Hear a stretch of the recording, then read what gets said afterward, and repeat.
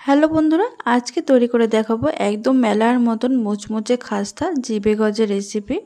একবার বাড়িতে বানিয়ে আপনারা অনেক দিন পর্যন্ত রেখে খেতে পারবেন। আর বানানো ভীষণই সহজ, একদম কম উপকরণে তৈরি হয়ে যায়।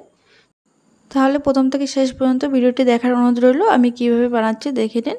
দেখুন, একটা বাটিতে নিয়ে নিচ্ছি 2 কাপ ময়দার মধ্যে দিয়ে দিলাম সামান্য নুন। এবার এর মধ্যে দিয়ে দিচ্ছি আমি ঘি 2 টেবিল চামচ। এবার হাত দিয়ে খুব ভালো করে মেখে নিতে হবে।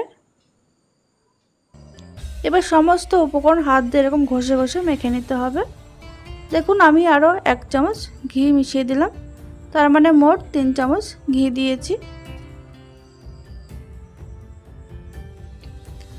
ময়ামের কাজটা যত ভালোভাবে করা হবে গজাটা কিন্তু ততটাই খাস্তা হবে আর খেতে বেশ ভালো লাগবে। ময়ামটা খুব ভালো করে দেওয়া হয়ে গেছে। এবার এর মধ্যে দিয়ে দেবো অল্প অল্প জল দিয়ে একটা ডো তৈরি করে নিতে হবে। ডোটা কিন্তু খুব বেশি শক্ত হবে না আর খুব নরমও হবে না।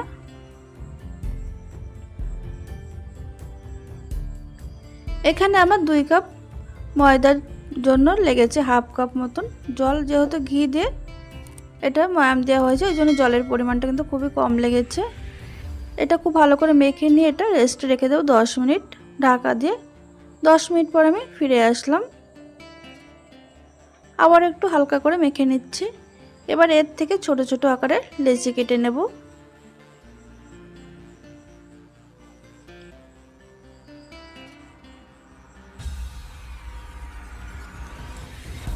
এবার এই লেচিগুলো হাত দিয়ে খুব ভালো করে এরকমভাবে গোল করে নিতে হবে, তাতে করে গজার শেপটা কিন্তু খুব ভালো হবে। প্রত্যেকটা আমি এইভাবে গোল করে নিচ্ছি। এবার এখানে নিয়েছি বেলুন চাকি। এবার এতে সামান্য একটু ঘি মাখিয়ে নিচ্ছি। আপনারা চাইলে সাদা তেলও মাখিয়ে নিতে পারেন। ঘিটা মাখিয়ে নিলে কিন্তু সহজে উঠে আসবে। এবার একটা করে লেচি নিয়ে এরকম লম্বাভাবে বেলতে হবে। জিভে গজা যেহেতু, তার জন্য কিন্তু এরকম লম্বা মতন তৈরি হবে।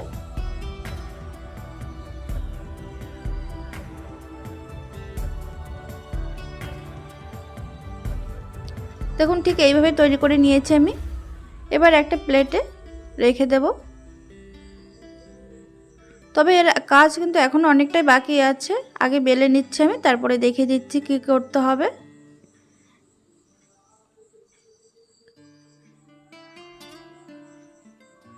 এটা কিন্তু খুব বেশি মোটা করবেন না আর খুব বেশি পাতলাও করে বেলবেন না। দেখুন, এইভাবে প্রত্যেকটা আমি বেলে নিচ্ছি। সবার আগে 4টে বেলে নিলাম। তারপরে এগুলোকে দেখুন, একটা কাঁটা চামচ নিয়েছি। কাঁটা চামচ দিয়ে এইভাবে সব জায়গায় এইভাবে ছিদ্র করে দিতে হবে, যাতে করে ভাজার সময় একদম ফুলে না ওঠে। এইভাবে ছিদ্র করে দিলে কিন্তু একদমই তেলে দেওয়ার পর ফুলবে না। আর যদি ছিদ্র করে না দেওয়া হয় তাহলে কিন্তু লুচি তৈরি হয়ে যাবে। দেখুন, এইভাবে প্রত্যেকটা আমি তৈরি করে নিয়েছি। এবার ভাজার জন্য কড়াইতে বেশ খানিকটা সাদা তেল বসিয়েছি। তেলটা একটু গরম হয়ে যাওয়ার পর তখন গ্যাসের ফ্লেম লো টু মিডিয়ামে রেখে একে একে গজাগুলো দিয়ে দিতে হবে।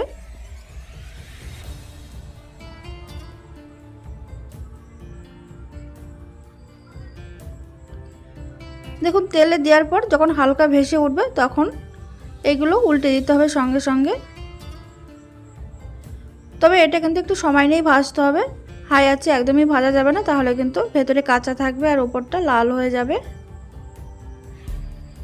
লো টু মিডিয়াম আছে এইভাবে উল্টে পাল্টে একটু লাল করে ভেজে নিচ্ছি। দেখুন, কালারটা যখন এরকম আসছে তখন এগুলোকে গ্যাসের ফ্লেম বাড়িয়ে দিয়ে সঙ্গে সঙ্গে তুলে নিতে হবে, তাতে করে এক্সট্রা যে তেল সেটা কিন্তু ঝরে যাবে। এবার তেল থেকে তুলে এইভাবে একটু তেলটা ঝাড়া দিয়ে নিয়ে তারপরে একটা প্লেটে আমি রেখে দিচ্ছি। এইভাবে প্রত্যেকটা আমি আগে ভেজে নেব। বাকিগুলো একইভাবে ভেজে নিয়েছি। এবার এটা ঠান্ডা করে নেব 5 মিনিটের জন্য। তারপরে এটা শিরা তৈরি করার জন্য কড়াইতে দিয়ে দিচ্ছি 1 কাপ চিনি। এখানে আছে 200 গ্রাম চিনি। আর দিয়ে দিলাম 1 কাপ চিনির জন্য এখানে হাফ কাপের থেকে একটু কম জল। গ্যাসের ফ্লেম হাইতে রেখে এটা খুব ভালো করে মিশিয়ে নিতে হবে।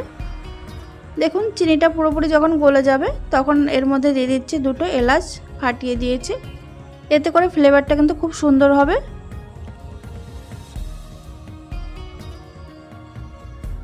গ্যাসের ফ্লেম মিডিয়াম টু হাইতে রেখে এটা এইভাবে নাড়াচাড়া করে একটা শিরা তৈরি করে নিচ্ছি। তবে এটা একতার বা দুতারে কোনো শিরা হবে না, এটা একটু ঘন মতন হবে, মানে দানা দানা মতন হবে। যখন দেখবেন কড়াইয়ের গায়ে একটু সাদা সাদা দানা দানা মতন তৈরি হচ্ছে, তখন বুঝে নিতে হবে শিরাটা কিন্তু খুব ভালোভাবে তৈরি হয়ে গেছে। তখন এর মধ্যে ভেজে রাখা গজাগুলো দিয়ে গ্যাসের ফ্লেম লোতে রেখে এগুলো খুব ভালো করে মিশিয়ে নিচ্ছি।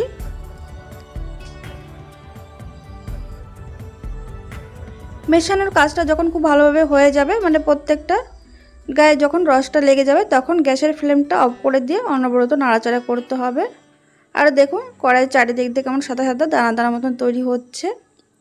এবার খুব ভালো করে মিশিয়ে এরকমভাবে নাড়াচাড়া করতে করতে দেখা যাবে পুরোটা টেনে গেছে, আর এই গজার গায়ে চিনির রসটা জমে একদম সাদা দানা দানা মতন হয়ে গেছে,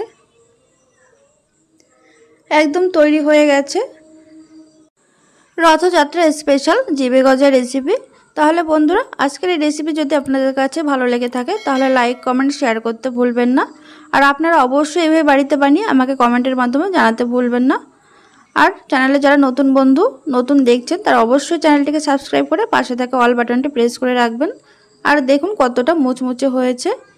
এটা পুরোপুরি ঠান্ডা হওয়ার পর আপনারা কোনো এয়ারটাইট কন্টেনারে 10 থেকে 15 দিন এইভাবে রেখে খেতে পারবেন, তাতে করে কিন্তু একদম একই রকম থাকবে।